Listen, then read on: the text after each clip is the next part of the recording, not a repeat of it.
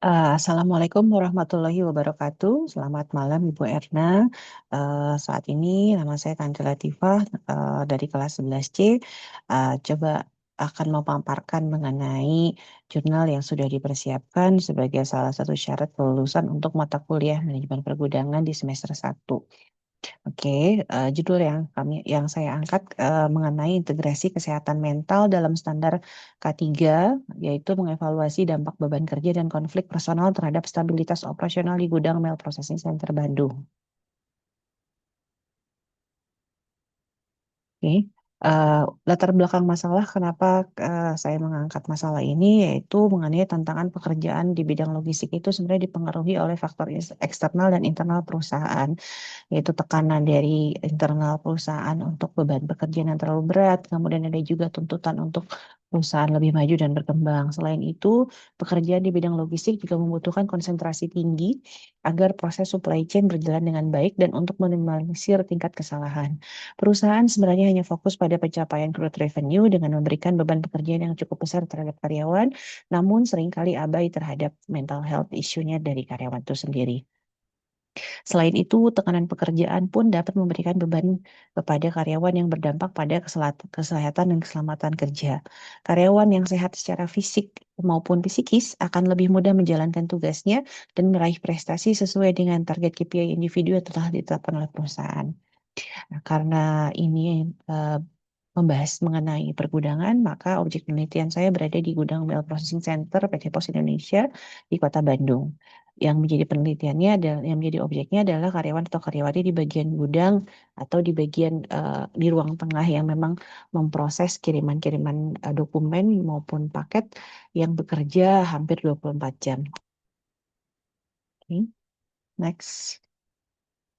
Dari beberapa dalam melakukan penelitian ini, saya melakukan beberapa kajian literatur dengan melihat beberapa penelitian yang sudah dilakukan sebelumnya, yaitu kita mendapatkan, saya mengambil dari 5 penelitian internasional yang sudah sudah tersertifikasi SINTA. Dari penelitian-penelitian tersebut, saya menemukan bahwa penelitian-penelitian tersebut sebelumnya hanya berfokus pada perubahan standar manajemen risiko yang asalnya statis menjadi dinamis, yaitu dengan menilai faktor risiko tertinggi hanya berdasarkan kategori barang, objeknya barang yang menjadi pemicu kecelakaan kerja. Selain itu, penelitian dari sebelumnya pun hanya berfokus pada penggunaan teknologi digital pada deteksi dini atau early warning system pada pengawasan dan pengendalian K3 di gudang secara real time. Namun, di beberapa penelitian pun disebutkan bahwa mereka hanya melihat dari tingkat kepatuhan karyawan terhadap SOP K3 itu hanya berdasarkan besar kecilnya skala perusahaan. Apakah di skala perusahaan multinasional itu mereka akan lebih patuh terhadap SOP K3, sedangkan di UMKM untuk dengan kapasitas perusahaan yang kecil mereka seringkali lebih abai dan melanggar SOP dari K3 itu sendiri. Nah, untuk pembaharuannya, metode terbarukannya dari beberapa penelitian yang tadi sudah disampaikan, ada yang menggunakan metode Demartel untuk memetakan hubungan sebab akibat antara 21 faktor risiko spesifik di gudang. Kemudian ada juga yang memberikan potret empiris terkait tingkat kepatuhan berdasarkan Permenaker nomor 5 tahun 2018 dengan data kuantitatif terbaru. Mereka hanya melihat dari sisi Permenakernya saja. Kemudian ada juga yang menawarkan konsep green safety yang membuktikan bahwa efisiensi energi seperti sensor LED secara langsung dapat menurunkan angka kecelakaan kerja.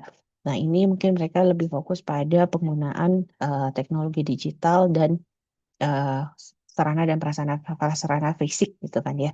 Nah, ada juga mereka yang menghubungkan secara langsung antara investasi APD spesifik dengan peningkatan efisiensi durasi bongkar muat pada barang berbahaya. Sama ini terkait juga dengan penggunaan sarana dan prasarana fisik. Kemudian ada juga mengenai integrasi IoT dan digital monitoring sebagai sistem peringatan dini yang mengubah paradigma K3 dari reaktif menjadi proaktif atau prediktif. Jadi mereka bisa melihat, bisa memprediksi dan mencegah kecelakaan itu dengan adanya teknologi IoT dan digital monitoring pada K3. Next, dari penelitian ini saya dapat merumuskan beberapa masalah. Satu, yaitu bagaimana sih pengaruh beban kerja terhadap kesehatan mental karyawan operasional gudang. Karena selama ini saya rasa belum pernah ada penelitian yang membahas mengenai mental health issue dari karyawan itu sendiri terhadap keselamatan kerja. Kemudian sejauh mana sih konflik personal atau masalah pribadi itu berkontribusi pada kesehatan mental karyawan. Kemudian apakah nilai kesehatan mental itu berpengaruh secara signifikan dan berdampak pada indeks nilai K3? Bagaimana sih stabilitas operasional gudang dapat terganggu akibat interaksi antara beban kerja, konflik personal, dan rendahnya standar kesehatan mental? Adapun tujuan dari penelitian ini adalah untuk menganalisis besaran pengaruh beban kerja fisik dan mental terhadap kondisi psikis karyawan gudang untuk dapat mengidentifikasi hubungan antara konflik personal dengan konsentrasi kerja dan kepatuhan standar keselamatan. Kemudian ada juga untuk mengevaluasi korelasi antara kesehatan mental karyawan dengan pencapaian target indeks K3 perusahaan. Selain itu, di tujuan penelitian ini adalah untuk menyusun rekomendasi strategi integrasi kesehatan mental ke dalam SOP K3 untuk menjaga stabilitas operasional. Sepertinya hal ini belum pernah dilakukan di perusahaan saat ini. Untuk mendukung penelitian ini, saya menggunakan tiga kerangka teori. Satu mengenai Job Demand Resources atau GDR model. Dia mengukur beban kerja tinggi tanpa dukungan mental yang cukup akan menyebabkan burnout dan penurunan performa keselamatan. Nah, jadi burnout ini menjadi salah satu faktor ya, apakah dia akan menjadi lebih konsentrasi atau tidak pada saat melakukan pekerjaan. Kemudian human error theory dari James Friesen, yaitu kecelakaan kerja atau pelanggaran K3 ini sering terjadi karena latent condition atau seperti stres, stabilitas mental yang memicu kesalahan manusia dalam bekerja atau human error. Ada juga teori of planned behavior atau TBP, yaitu niat karyawan untuk berperilaku aman itu sangat dipengaruhi oleh kondisi internal, yaitu dari sikap dan kontrol perilaku karyawan itu sendiri yang sangat bergantung pada kesehatan mentalnya. Nah, metodologi penelitian yang digunakan pada penelitian ini, saya menggunakan metode survei langsung kepada karyawan di gudang Mail Processing Center dalam bentuk kuesioner. Kuesioner yang digunakan sebanyak 50 kuesioner dengan 12 pertanyaan yang terdiri dari 4 variabel. Masing-masing variabel memiliki indikatornya dan ini menggunakan skala Likert untuk pengisian kuesioner itu sendiri, yaitu mulai dari sangat tidak setuju, ragu-ragu, setuju, dan sangat setuju. Struktur variabelnya sendiri dan indikator yang digunakan adalah beban kerjanya sebagai variabel X1, konflik personal sebagai indikator sebagai variabel X2, kesehatan mental sebagai variabel Y, dan indeks K3 sebagai variabel Z. Ini yang kita ingin capai dan ingin kita ketahui apakah variabel-variabel X1, X2 ini dapat mempengaruhi Z dan bagaimana hubungan mediasinya dengan Y. Eh, Asumsinya bahwa populasi penelitian ini menggunakan, tadi sudah sampaikan, sebanyak 50 responden di bagian gudang Web Processing Center.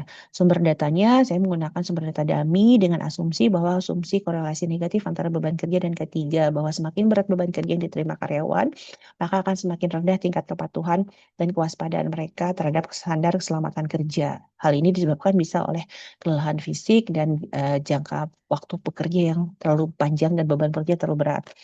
Kemudian ada juga asumsi dampak konflik personal terhadap konsentrasi. Konflik personal atau ada masalah pribadi menjadi salah satu distraction yang sangat kuat dalam konsentrasi karyawan ketika bekerja. Mereka lebih rentan melakukan kesalahan prosedur dan beresiko tinggi. Nah, ada juga asumsi mengenai kesehatan mental sebagai variabel mediasi, yaitu yang tadi sudah disampaikan bahwa kesehatan mental itu apakah dinilai dapat menyebabkan eh, dapat menyebabkan indeks K3-nya meningkat atau tidak tergantung dari X1 dan X2 yang mempengaruhi kesehatan mental tersebut. Ada juga asumsi kelompok safe zone atau karyawan stabil, bahwa karyawan yang dengan beban kerja yang terukur dan kehidupan pribadi yang lebih stabil akan lebih patuh terhadap K3, bahwa stabilitas mental adalah kunci utama dari zero accident. Perusahaan sebenarnya tidak cukup hanya merubah atau memfasilitasi fasilitas fisik dengan menyediakan APD kah ataukah rambu-rambu K3 ataukah CCTV teknologi digital seperti yang sudah dilakukan oleh penelitian-penelitian sebelumnya di gudang. Namun juga diperlukan intervensi dari sisi psikologis dan dari sisi manajemen untuk lebih memperhatikan nilai emosi atau nilai mental karyawannya sendiri untuk meningkatkan indeks kepatuhan karyawan terhadap K3. Next, oke. Dari hasil analisisnya, saya menggunakan analisis uji regresi berganda untuk melihat seberapa kuat sih pengaruh simultan variabel X terhadap Y dan Z, dan menggunakan analisa dua jalur untuk membuktikan apakah kesehatan mental benar-benar menjadi mediasi yang menghubungkan konflik personal dengan indeks K3.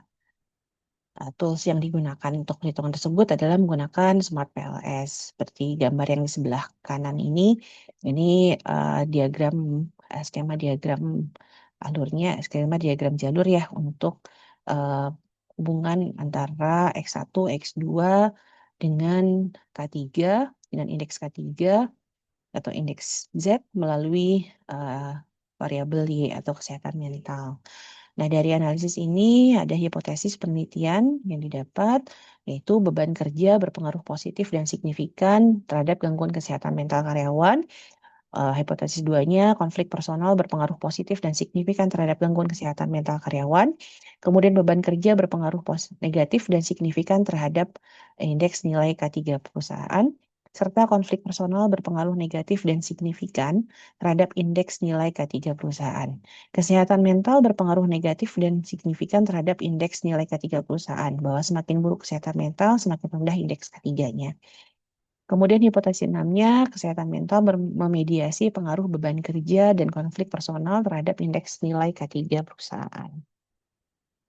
Oke, dari pemaparan hasil pengujian tersebut, maka kita dapat mengambil kesimpulan bahwa variabel kesehatan mental atau variabel Y ini memiliki nilai signifikan 0,000, yaitu dengan arah negatif minus 0,550. Artinya karena nilai signya lebih kecil daripada 0,05, maka dapat dikatakan bahwa beban kerja dan konflik personal ini secara signifikan meningkatkan gangguan kesehatan mental.